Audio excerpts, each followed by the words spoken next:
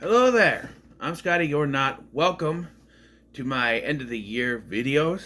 You're gonna get this one today, which is the top 10 worst of 2024. Tomorrow, I'll give you the best of 2024.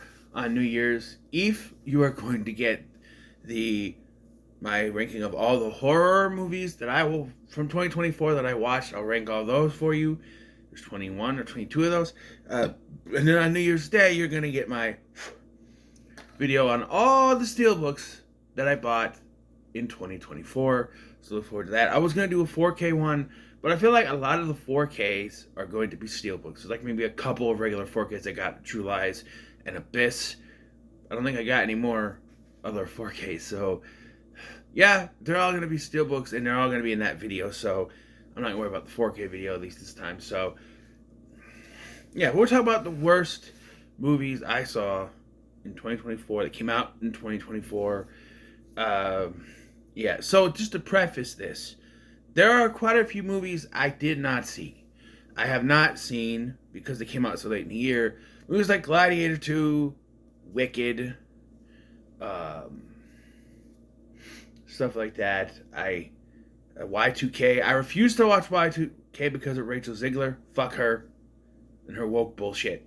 I'm not. I refuse to watch any movie that she's in. I'll never watch Shazam 2 again. Not that I would want to. That movie's not good anyway. I refuse to watch Transformers 1. For those who are saying, well, Transformers 1 is on a physical media right now. I refuse to watch that. I also refuse to watch the movie Afraid, the AI Blumhouse movie. You're going to see a couple of Blumhouse movies. There's really only one good Blumhouse movie. And honestly, it's a remake of a finished film.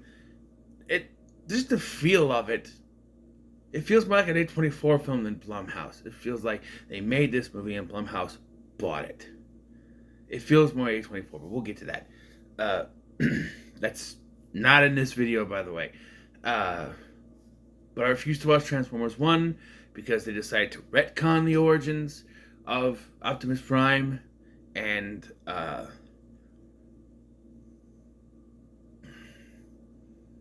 Megatron to where they used to be friends. No, the fuck they didn't.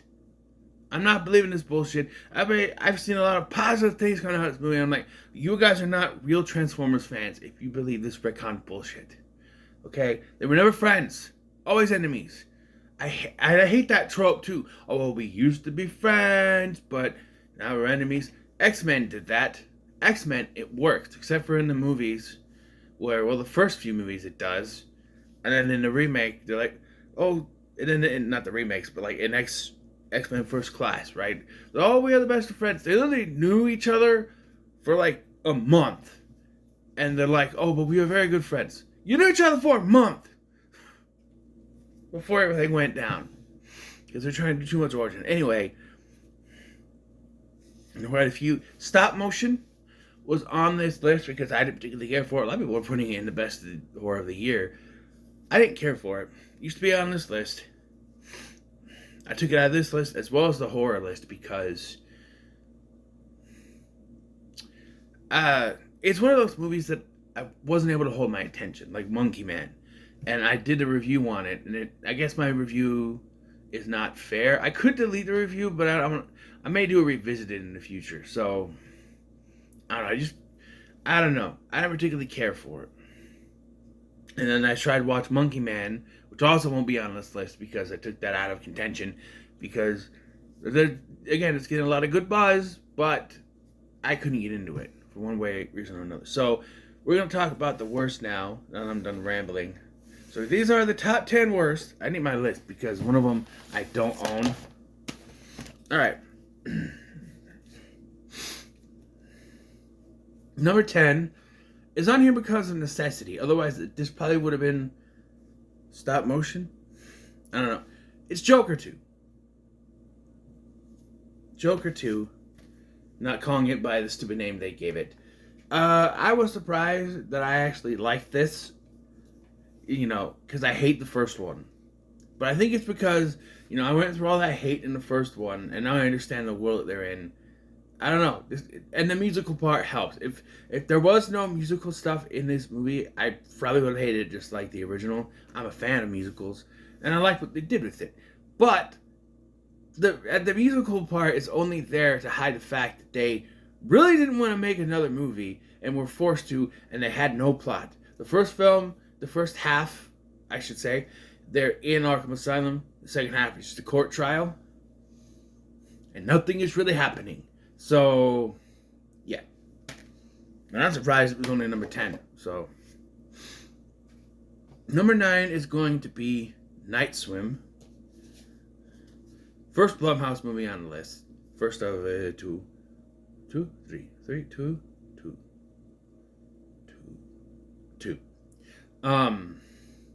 And this movie to me is just generic. You know, the typical, this family moves into a house and there's a sinister secret type of movie. It's PG-13. And they even go the extra route of the eye-rolling final act where someone has to make a noble sacrifice to save the family. Just leave. But he's like, no, I can't leave because it will kill me, so I have to go and sacrifice myself. So you're gonna die anyway. Just leave and die that way. Why do you have to go back through there and sacrifice yourself for something? It just, I don't know. This movie to me is just generic until the ending where it just kind of makes me roll my eyes. Yeah. Blumhouse is on a roll of bad movies. I don't know what happened. They used to be, well, not great, good, decent, you know. Number 8 is Destroy All Neighbors.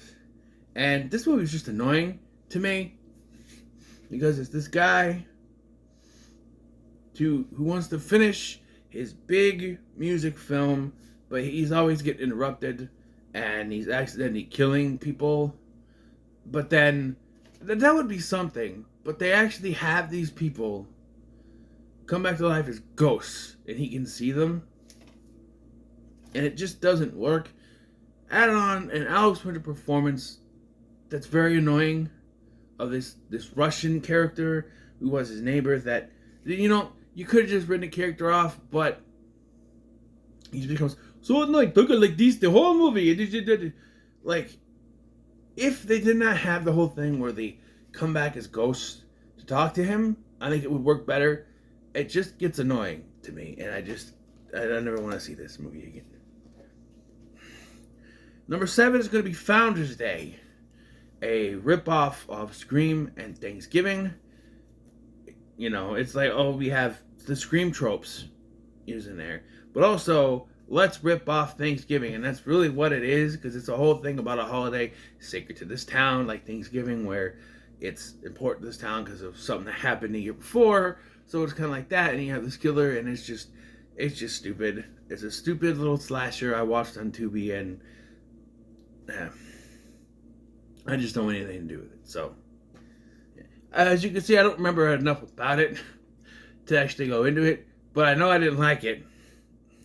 Number 6 is the next Blumhouse movie, Imaginary. And what makes this worse than Night Swim for me is that not only is it generic, but it's ripping off Insidious with this other world that they go to.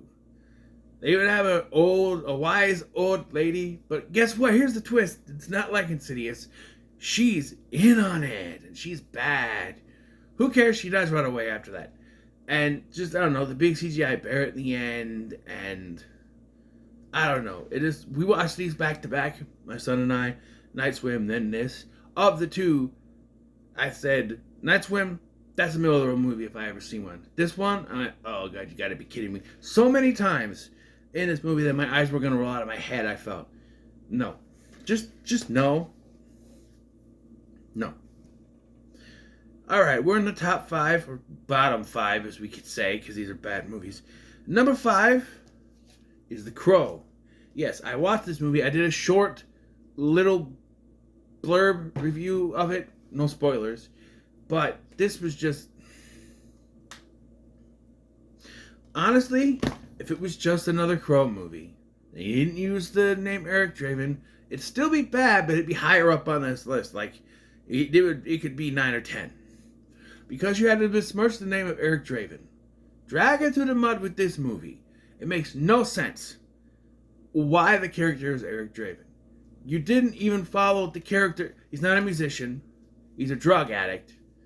This love that's supposed to pass through generations so strong that it's strong enough to bring him back from the dead. I put 2025 on this worst of. They only know each other for a short amount of time. That's not long enough to have any kind of love that they could be strong enough. It just, no. This movie does not work. And I'm unfortunately going to have to watch this again when I do the revisited series, because it's going to be involved in that. It's the only one that's not a revisited. But no, just all that time waiting for it, and this is what we get. No. Why did it have to be Eric Draven? It just makes no sense to me. Number 4, movie I almost forgot to put on the list because it's not an American film, and I was going through the American film list. This is British. But stop motion was on there, which is weird. I don't know. It's Winnie the Pooh, Blood and Honey 2.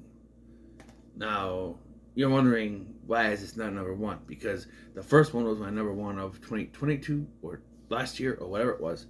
It was number 1. It was the worst. But this was much like with Joker 2. This one surprised me that it was actually better. It's still not a good movie. In every way, shape, or form, it's not. But it was a little bit better. But it's still bad. And I don't know. It's a cop-out when you have characters that are killed. Like these. Pooh is killed at one point. And then it's like, oh, we're going to bring him back. We can do that.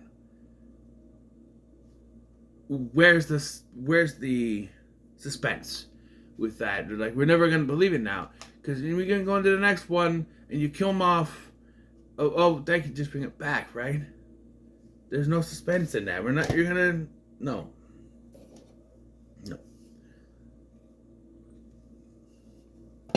Number 3 is In a Violent Nature. Some people like this movie. I didn't. Because, for me at least, it got very annoying and very tedious. Very quick. Just the whole thing of him walking through the woods and he...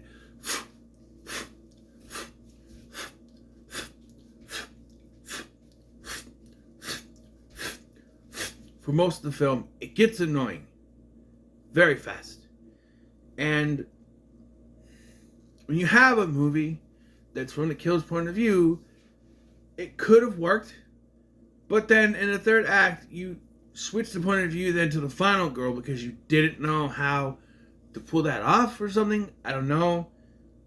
This could have been something good. You kind of try to make your own legend. You should have just made it a regular slasher film. That's all you need to do. There are films that try to subvert the slasher genre, like The Rise of Leslie Vernon. I forgot what the first part is, but yeah, this was not a good idea from the get-go. They're making a sequel, and all I can ask is that to change the way you do it, just make it a straightforward horror slasher film. We don't need another one like this. Please don't make it like this. Just don't. So, number 2 was probably... No, it was never on a track to be number 1 because of what number 1 is. But number 2 is Tarot. A sad attempt to cash in on the whole, oh, what if blank was in a horror movie? Like, oh, what if it was Truth or Dare, but it was a horror movie? What if we did, what if it was a game? Like, taking a game, like, read the Ouija board. The Ouija board and Clue are the 2 that I think could make good horror movies. And the first Ouija sucked, but the second one worked. And then they made about 50 billion of those straight direct-to-DVD Ouija movies that aren't connected. But this one, it's tarot cards, people. They tell the future and how people are going to die. And yeah, it's stupid. And it's not good. And just... No. Number 1, you don't know by now. You'll never know me. The Strangers, Chapter 1. I really liked the first one. I loved the second one. This is shit. Okay? Not only are you rehashing the original, you're adding stuff to it that makes no sense. I saw the teaser trailer for the next one. Why? I don't know. By the way, the second one was supposed to come out this year in 2024. Strangely, it hasn't come out yet. We were supposed to get it November-ish, I think, is what it was supposed to, and it hasn't released yet.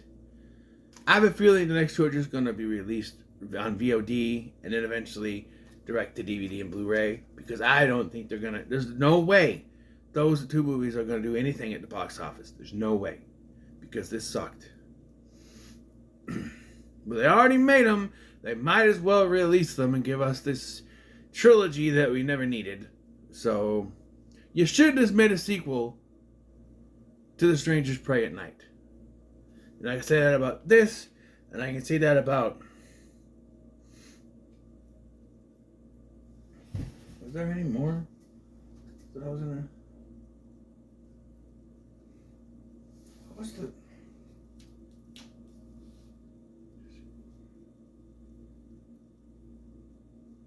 I don't remember. Where's my list? There was one where it was...